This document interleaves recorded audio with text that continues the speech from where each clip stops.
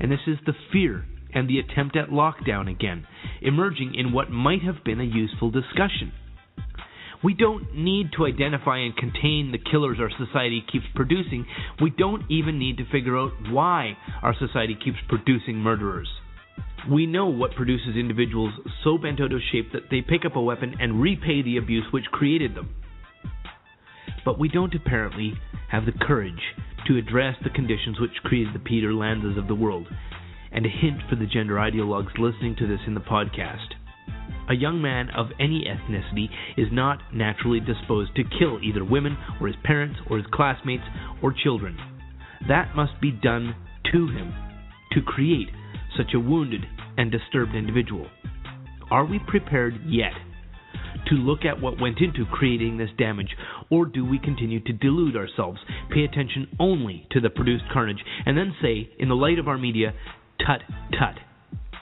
But when our gaze sweeps across the cause of this human damage, we continue to just provide a pass.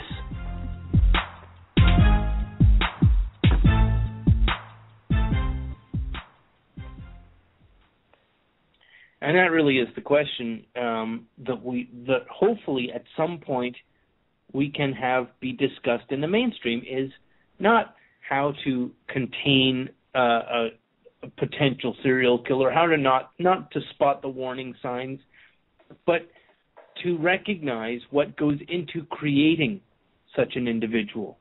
And we're going to create more of them. To recognize the damage and the abuse that is heaped on young men. I mean, it's heaped on young women too, but it's heaped on young men in a feminized society, I believe, more than on young women.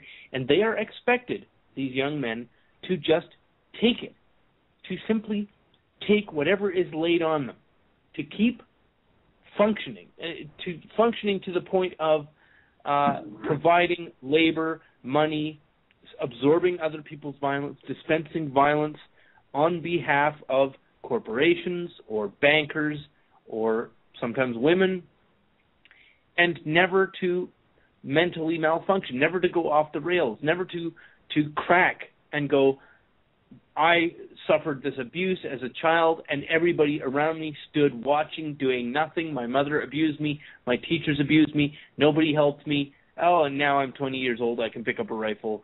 Well, you'll all be paying. I mean, like, I don't know. What was it that Ramsey Paul said in response to the 22 facts that about men in society, young men, that show young men are in trouble? And the one was that, men commit suicide at 4 times or 3 times the rate that women do. And he said, those selfish men, they should be working hard to pay for Sandra Fluke's birth control. Yeah, and as absurd as Ramsey Paul sometimes is. Yeah, well, it really is. It's kind of the reductio ad absurdum of the thing. You are not supposed to consider your own needs. You are supposed to be the cog in the machine. You are what's making society work. Do it properly, or you don't exist to us. Yeah. Yeah. Yeah, and I think the recognition of that, even if it's not recognition at a highly intellectual level, is like an instinctive recognition of their own human worthlessness, has to be a major motivating factor in guys like this unfortunate kid who picked up a rifle, shot his mother, and then went to the school and shot a whole bunch of children. Yeah. Well, I mean, doesn't that also? I mean, you're sort of programmed when you're young to grow up to be a man that would put himself in harm's way just to save a woman, regardless of who that woman is. Or a child, yes, exactly, or a child. But I mean, there's a phrase. There's yourself for. There's a phrase we hear on. There's a phrase we hear in the media all the time. Whenever there's a tragedy, and it's the phrase "women and children." Whenever somebody died, it is rendered especially tragic when the phrase "women and children" is said. And nobody is ever willing to come right out and admit this. But the reason news broadcasters say the phrase women and children is to remind all of us whose deaths matter. 60 miners were killed. Oh, well, they're just miners. 49 oil workers were killed. 50 protesters were killed. Settlers were buried in rubble in Gaza, plus 12 women and children.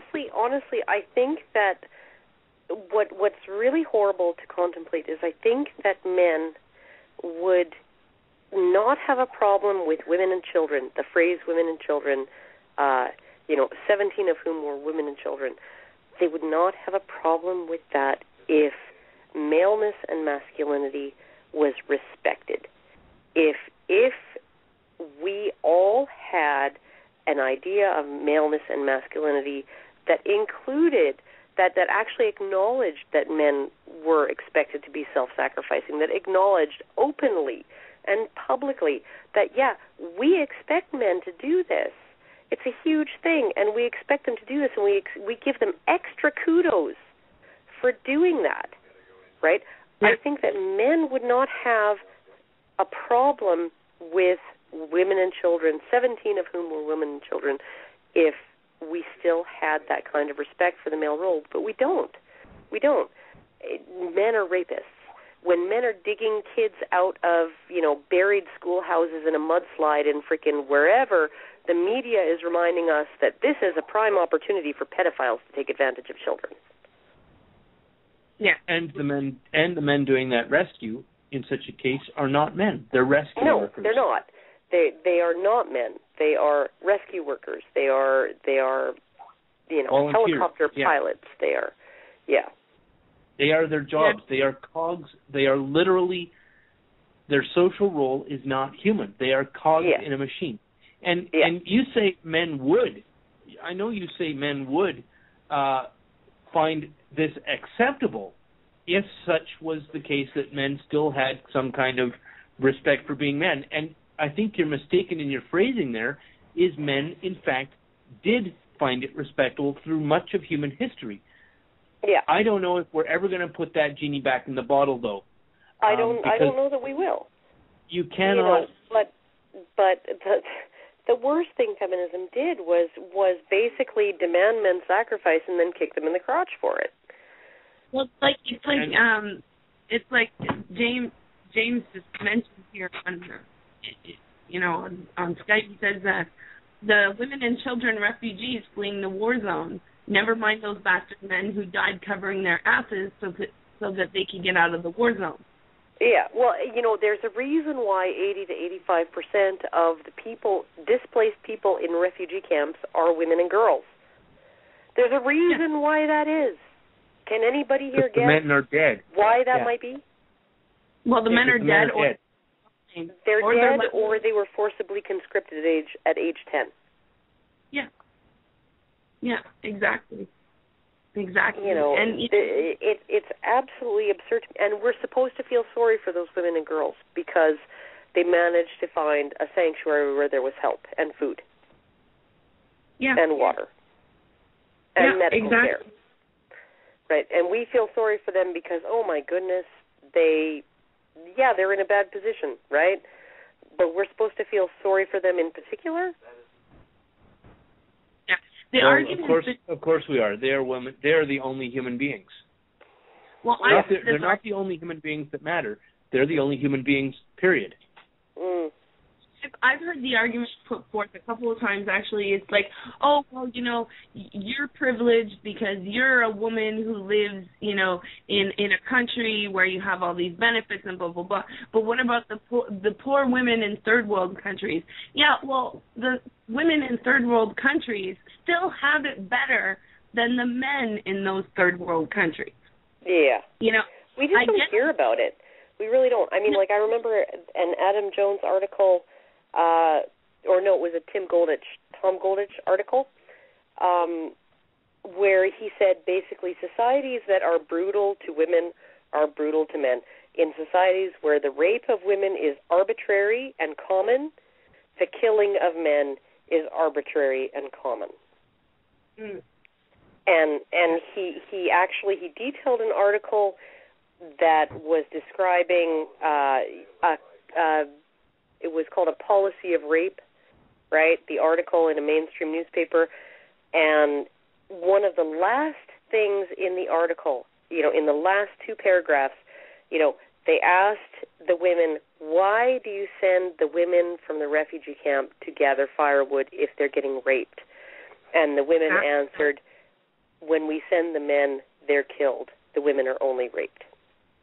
That was the only mention of men. Yeah. Yeah, and feminists love to put forth that argument. I've heard it so many times. These third world women, they have, okay, they have it bad compared to us, yes. But the men, they're fucking having bad compared to almost anyone. But but the men compared to, look at it, if I had to choose between being raped and being killed, guess what I'd pick? Oh yeah, I'd pick rape any day. There is very, very little that could happen to me that I would rather die than. Yeah. Yeah, I mean, an injury that you can't recover from, possibly. Yeah. But I'd still be alive with the option of dying. Yeah. Should it get to that? You look at even acid attack victims, and you think, I would rather be dead than be so horribly, gruesomely disfigured and blind, and and a social pariah, and nobody wants to even interact with me, and all of that. But they're not killing themselves. No, that's it. So exactly. Obviously, living is better than being dead. The alternative. One of the things that I notice in some of the rhetoric of ideological feminists when they are challenged on the issues of male human rights, some of the stuff that is undeniable, like the death rate, the suicide rate, the death in the workplace, female favoring affirmative action in employment, in education. What is it? 65% of graduation outcomes are now women, and they still have with 65 versus 35%. So this is not a little bit unbalanced. This is wildly unbalanced in a feminized education system. And parity occurred in the early 80s. That's what gets me. Parity occurred in the early 80s. And they still think they need to dial up the female advantage further than it already is. And when you challenge them on this and you point out the raw numbers, they say, well, women still suffer some disadvantages, so therefore we can't address men's issues yet, which tells me something. It's very revealing, and I've heard this. I haven't heard it for a long time. I used to hear it 3 or 4 years ago, and I'm starting to hear it again from feminists. We still have some issues. We haven't settled every single tiny little niggling issue for women, so you just have to wait.